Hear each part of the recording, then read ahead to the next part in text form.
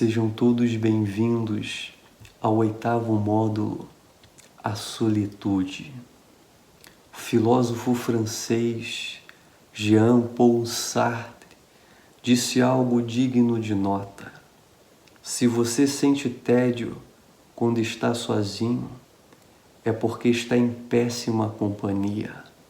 Em outras palavras, ele estava dizendo: se você sente tédio, desgosto, desconforto, monotonia, melancolia, quando estás sozinho, é porque está em péssima, detestável, desagradável companhia. Talvez, contrariando a máxima sartreriana, você diga: eu amo a solidão. Eu desfruto da minha própria companhia. Deleito-me em estar a sós comigo mesmo. Porém, quando a solidão bate a porta, de modo consciente ou inconsciente, você procura subterfúgios, anestesias, meios de aplacar a insuportabilidade da própria companhia. Muitos, quando estão sozinhos, não conseguem ficar longe do celular. Passam um dia curtindo, comentando, compartilhando, interagindo, stalkeando, lendo frases, assistindo vídeos, sondando a vida alheia. Aqueles que não estão imersos em uma rede social estão assistindo um filme, maratonando uma série. Aqueles que são de uma outra geração, que não estão climatizados com esse tipo de virtualidade, passam um dia ouvindo rádio, assistindo televisão. Outros, para aplacar o tédio da própria companhia, comem, bebem, fumam, se drogam, se exercitam. Há aqueles que fazem parte deste time que trabalham demasiadamente, são workaholics. Nietzsche disse algo muito interessante: o vosso trabalho desenfreado é maldição e desejo de esquecerdes quem sois. Compreenda que a solidão não é a ausência do outro, é a ausência de si mesmo. A solidão não é meramente caracterizada pela distância daqueles que são partícipes na sua realidade, e sim a distância que estás de si mesmo.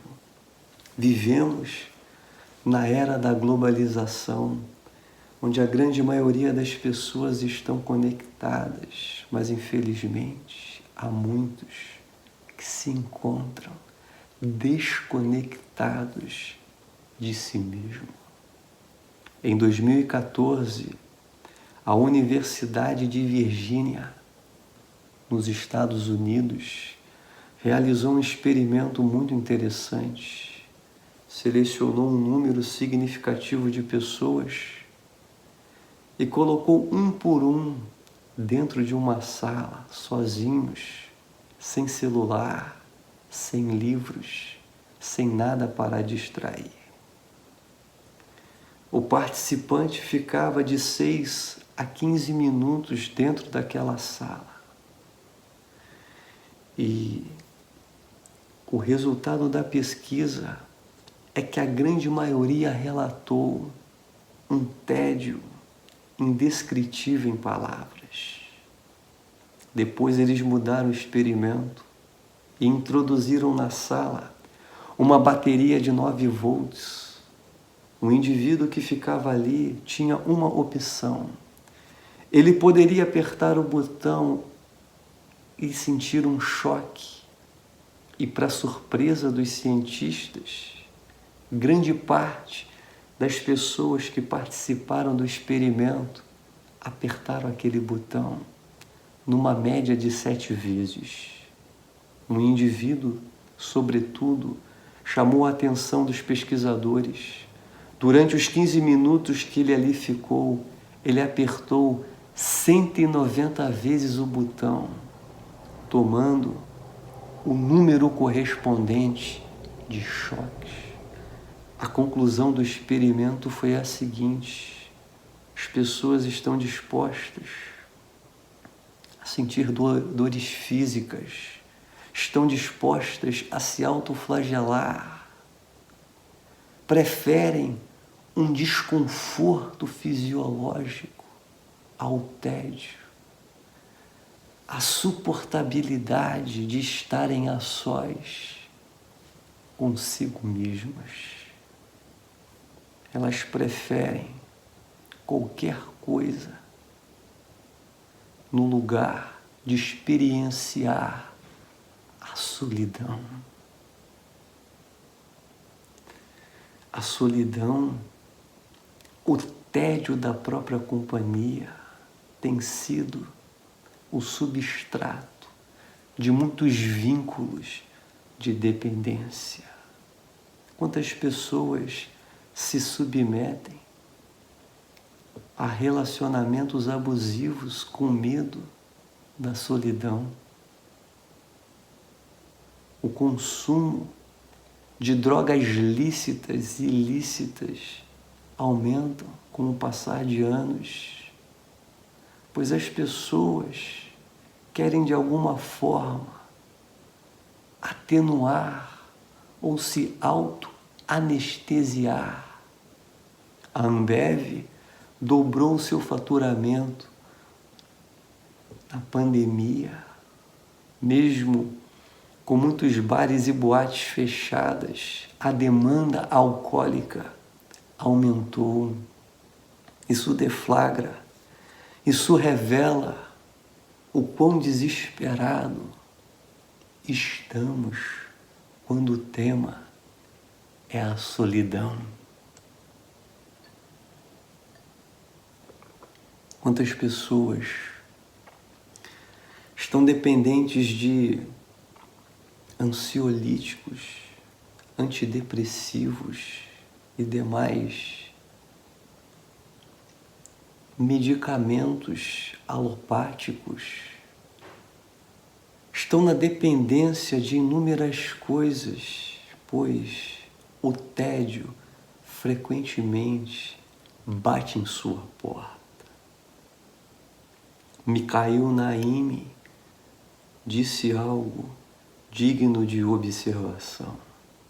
A solidão atrai o homem profundo e repele o homem superficial.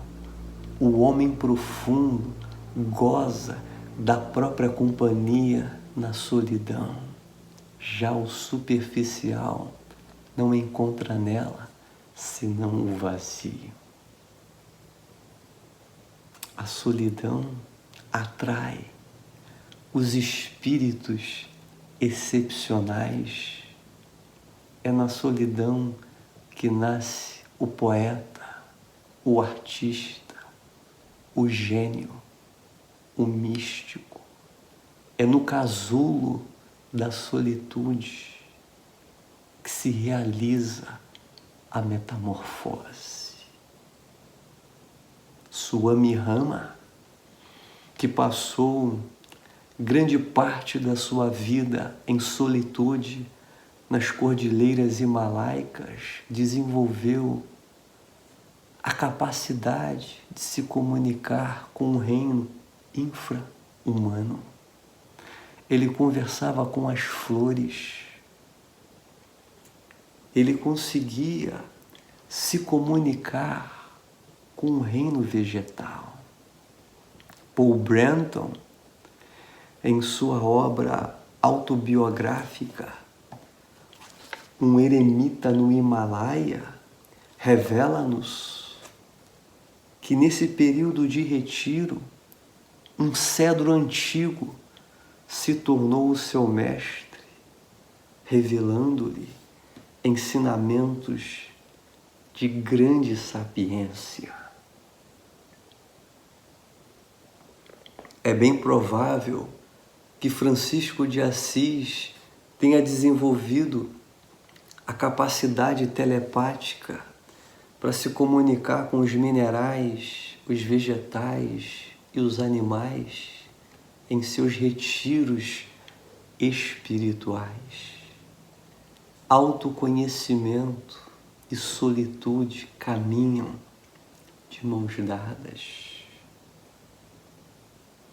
Na solidão, o indivíduo se rebaixa, mas na solitude ele se eleva. Na solidão, ele sofre.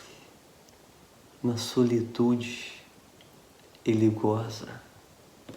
Na solidão, ele sente o vazio. Na solitude, ele experiencia a plenitude. Na solidão, ele se destrói. Na solitude, ele se transforma. As pessoas sentem tédio com a própria companhia, pois elas estão restritas ao plano mental, ao plano das ideias.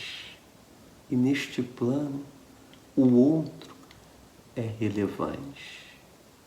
Mas à medida que penetramos para além da superficialidade, à medida que o homem se auto-investiga, examina a si mesmo, efetua um trabalho de autoexploração e penetra para além dos véus do mental e degusta o néctar do ser e discerne a unidade e a interdependência de todas as coisas, ele descobre a realidade que o habita.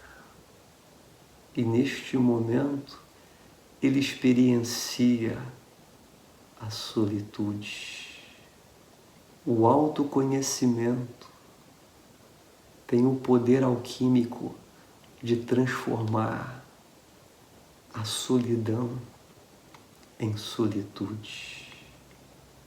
Em solitude, o homem experiencia a bem-aventurança, o orgasmo dos orgasmos. Ele não sente ausência, ou melhor, a ausência não é a ausência do outro, mas a ausência do eu, o eu inferior, o ego, a entidade que se desespera na solidão. Mas uma vez que o eu inferior sai de cena, tudo se transforma. Espero que essas singelas palavras oportunizem o vislumbre desta realidade subjacente, que pode ser reconhecida e experienciada em solitude. Que estas palavras iluminem os olhos do vosso entendimento e ampliem os horizontes da sua compreensão. E que você jamais esqueça que a solitude é o casulo onde se realiza a metamorfose. Até o nosso próximo encontro e que o Eterno nos abençoe. Namastê.